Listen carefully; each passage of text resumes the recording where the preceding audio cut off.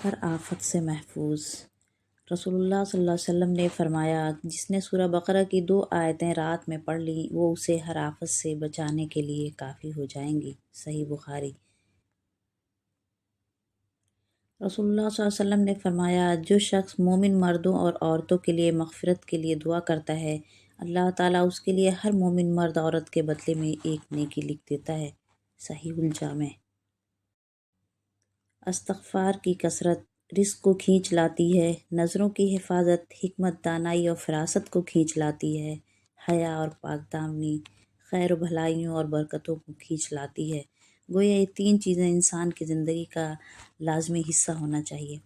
یا اللہ، میرے دل کو منافقت سے، میرے عمل کو دکھاوے سے، میری زبان کو جھوٹ سے اور میری آنکھوں کو خیانت سے پاک کر دے، اور ہم سب کو اپنا شکر گزار اور عبادت کرنے والا بنا دیجیے۔ آمین ثم آمین۔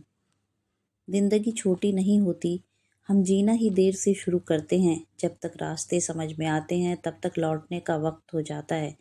یہی چیز سورہ عصر میں ہمیں سمجھائی گئی ہے۔ وَالْعَصْرِ إِنَّ الْإِنسَانَ لَفِي خُسْرٍ۔ قسم ہے زمانے کی، زمانہ جو ہے تیزی سے گزر رہا ہوتا ہے، کہ انسان جو بہت گھاٹے میں ہے، جس نے سوچ سمجھ کے زندگی نہیں گزاری، سوائے وہ لوگوں کے گھاٹے میں نہیں رہیں گے جو ایمان لائے، جنہوں نے اپنی زندگی کو نیک کاموں سے سجایا، اپنی زندگی میں وہ کام کیے جو قرآن میں اللہ نے ہمیں ہدایت دی ہے، جو نبی صلی اللہ علیہ وسلم اور صحابہ نے کر کے دکھایا ہے۔ وہی شخص کامیاب ہوگا، ورنہ تو یہ سارا زمانہ جتنا انسان کی زندگی کا گزر رہا ہے، وہ سب اس کے لیے گھاٹے کا سودا ہوگا، اور اس کی کری دھری کمائی سب بیکار ہو جائے گی۔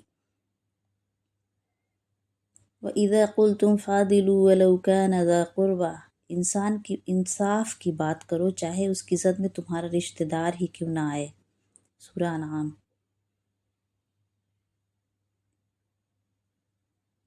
زندگی جس کی کوئی گارنٹی نہیں، اس کا نام زندگی ہے، اور جس کی فل گارنٹی ہے اس کا نام موت ہے۔ اس لیے لوٹ آؤ اپنے رب کی طرف،